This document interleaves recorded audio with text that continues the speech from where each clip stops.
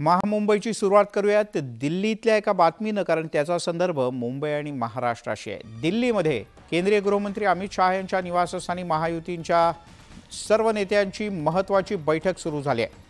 लोकसभा निवडणुकीच्या पार्श्वभूमीवर राजधानी नवी दिल्लीत राजकीय घडामोडींना वेग आलाय। राज्यातील महायुतीच्या जागा वाटपासंदर्भात ही अतिशय महत्त्वाची बैठक आहे। केंद्रीय गृहमंत्री अमित शाह यांच्या निवासस्थानी ही बैठक सुरू असून या बैठकीला मुख्यमंत्री एकनाथ शिंदे, उपमुख्यमंत्री देवेंद्र फडणवीस, उपमुख्यमंत्री अजित पवार हे उपस्थित आहेत। गेल्या काही दिवसांपासून महायुतीचं जागा वाटप कसं असेल, कोणत्या पक्षाला किती जागा मिळतील, कुठल्या मिळतील, कोणाला नव्यानं उमेदवारी दिली जाईल याचे अनेक आडाखे बांधले जात आहेत। मात्र आज दिल्लीत जागा वाटपाचा फॉर्म्युला निश्चित होण्याची शक्यता आहे। तर भाजपच्या दुसऱ्या यादीत काय असेल, थेट जाऊयात दिल्लीला। प्रशांत लीला रामदास आपले दिल्लीचे प्रतिनिधी आपल्यासोबत आहेत। प्रशांत, दिल्लीतली महायुतीची ही महत्त्वाची बैठक अमित शाह यांच्या घरी।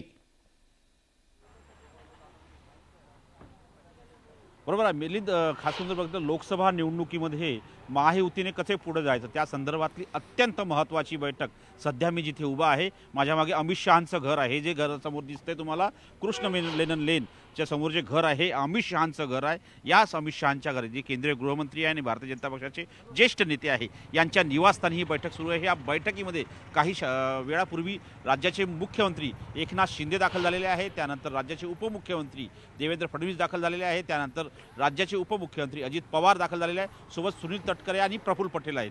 हे सर्व नेते इथे दाखल झाले आणि महत्त्वाचं म्हणजे महायुतीचा काय फॉर्म्युला असावा, कारण की ज्या पद्धतीची चर्चा आहे की 32-12-4 ही जी हा जो फॉर्म्युला आहे, हा फॉर्म्युला निश्चित करायचा की भारतीय जनता पक्षाच्या यादीमध्ये पुन्हा काही जागा जोडल्या जातात, हे अतिशय महत्त्वाचं असणार आहे। कारण की ज्या पद्धतीने राष्ट्रवादी काँग्रेस पक्षाने जागा वाढून मागितल्या आहे, त्यांना जागा वाढून मिळतात का, किंवा सोबतच शिवसेनेला जागा वाढून मिळतात का, भारतीय जनता पक्षाच्या जागा कमी होतात का, या संदर्भातला अंतिम निर्णय आजच्या या बैठकीनंतर होणार असल्याची माहिती सूत्रांनी दिलेली आहे। महत्त्वाचं म्हणजे भारतीय जनता पक्षाच्या उमेदवारांची घोषणा यासाठीच करण्यात आलेली होती की महायुतीच्या उमेदवारांच्या संदर्भात अंतिम निर्णय हे घ्यायचा होता तो केंद्रीय गृहमंत्री अमित शाह यांच्या निवासस्थानी। आणि सोबतच यापूर्वी जर बघितलं तर राष्ट्रवादी काँग्रेस पक्षाच्या सर्व ज्येष्ठ नेत्यांची दिल्लीतील जे प्रफुल्ल पटेल यांचं निवासस्थान आहे त्यांच्या निवासस्थानी एक बैठक झाली, त्यानंतर ते बैठक करून इथे पोहोचलेले आहेत। मिलिंद, आज रात्री म्हणजे ठरणार की महायुतीचं जागा वाटप काय असणार। प्रशांत, तुर्तास धन्यवाद या सगळ्या माहितीबद्दल।